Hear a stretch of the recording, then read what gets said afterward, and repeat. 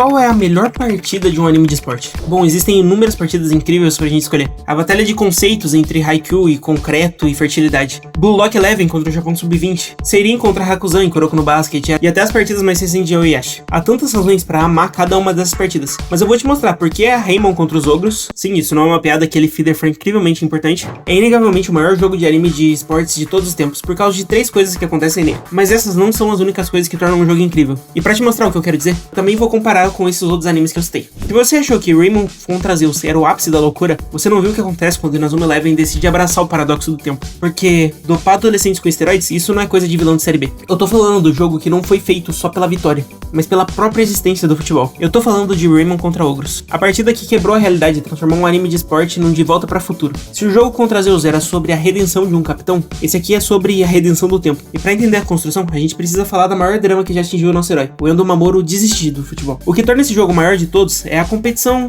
e o medo. O medo vem de um futuro distópico, um lugar onde o futebol é considerado um esporte inútil e perigoso, uma distração. E quem tá por trás disso? Os Ogros, uma organização militar futurista, dedicada a apagar o futebol da história, quase como o quinto setor em Inazuma Eleven Go. Bom, qual o alvo deles? Não é o título do futebol Frontier, não é a vitória. O alvo é o lendário goleiro Endo Daisuke, o avô do nosso Endo. Se eles nos impedissem de jogar futebol, a linha do tempo se quebra e o futebol some. A pior coisa que pode acontecer em qualquer outro protagonista de um anime de esportes é perder uma final ou fazer um chute errado. Agora, a pior coisa que pode acontecer pro Endo é perder o futebol. No futuro que eles tentam criar, o Endo não tem mais aquela paixão. Ele se torna um adulto sem brilho e sem energia. Obviamente, ele não construi o time da Raymond, ele desiste do futebol. Imagina o Goku perdendo a capacidade de sentir vontade de lutar, ou o Naruto odiando o Lamen. É esse nível de destruição emocional. Toda a jornada que a gente ama, amizade, esforço, God Hand, tudo é ameaçado de nunca ter existido. Então, a organização Ogro decide não esperar a linha do tempo se quebrar por conta própria. Eles viajam no tempo não pra matar, mas pra destruir o time da Raymond no passado. E quem é o grande antagonista? O Badá, o capitão dos ogros. Ele chega na final do futebol Frontier, e o que ele faz? Ele destrói a quadra, nocauteia metade do time da Raymond e essencialmente assume o lugar do adversário, jogando um futebol militarista, em aniquilação e não em marcar gols. Eles não chutam, eles jogam mísseis, os jogadores da Raymond estão no chão. É 11 contra 4, 11 contra 3, eles estão esmagados. Lembra do Mão Demoníaca, God Hand, que defendeu aquela bomba nuclear do Afrodite? É inútil, o poder dos ogros é outro nível, uma força que não existe nem no futuro, mas que foi forjada pra corrigir o erro da história que é o futebol. O jogo tá perdido, o futuro tá condenado, e o Endo mais uma vez está no fundo do poço. Ele precisa de alguma coisa, mas o Mão Demoníaca não basta.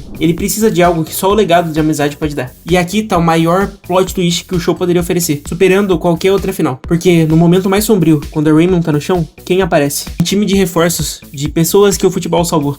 Eles voltam no tempo pra consertar o que foi quebrado. A Raymond original se junta a novos membros, unidos pelo amor que o Endo ensinou a eles. O Endo finalmente acessa o verdadeiro poder de seu avô, a God Hand, e não a Mão Demoníaca, mas o nível final que representa a vontade de nunca desistir. O moleque para a bala de canhão do futuro. Mas o trabalho em equipe é o que vence aqui. Porque se você parar pra ver, não é uma técnica nova.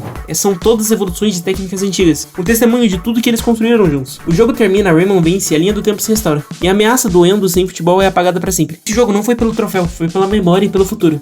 E é justamente esse que é o maior jogo do melhor anime de esporte. O Haikyuu, ele tem a tensão da rivalidade, o Kuroko no Basket tem a zona, e Inazuma Eleven contra Ogro tem viagem no tempo e uma ameaça de apagar o esporte do mapa. Novamente eu pergunto, o que eram feitos as traves do futebol para aguentar essas balas de canhão? E como eles reconstruíram a arena tão rápido? Isso eu não sei responder. Mas de verdade, eu queria muito falar sobre Inazuma Eleven aqui no canal. Eu recentemente joguei o Inazuma Eleven Victor Road. É uma franquia pela qual eu tenho muito carinho, e eu sinto que com esses lançamentos novos de animes de futebol, principalmente, e animes de esporte no geral, ela fica cada vez mais apagada. Eu não sei se é um sentimento que eu tenho, mas eu sinto bem parecido com o iShield 21, sabe? Porque tanto iShield 21, quanto Inazuma Eleven, quanto Hajime no Ippo tem muito coração. Uma coisa que a gente não vê tanto nos animes de hoje. Afinal, se você for olhar bem pra ver PNG Lock, por exemplo, agora na segunda temporada, tirando os episódios finais, é claro, a gente consegue ver que parece que o estúdio se rendeu até um pouco por dinheiro, que foi algo que a franquia de Inazuma Eleven nunca conseguiu. Apesar do jogo tá custando R$400, repito, R$400, pelo amor de Deus, dá um descontinho pro Brasil. Mas enfim, esse jogo, ele lembra a gente do que realmente é o coração de Inazuma Eleven. O espírito de luta de um garoto que se recusa a deixar que qualquer coisa seja uma lesão, um alienígena, um paradoxo temporal, qualquer coisa mesmo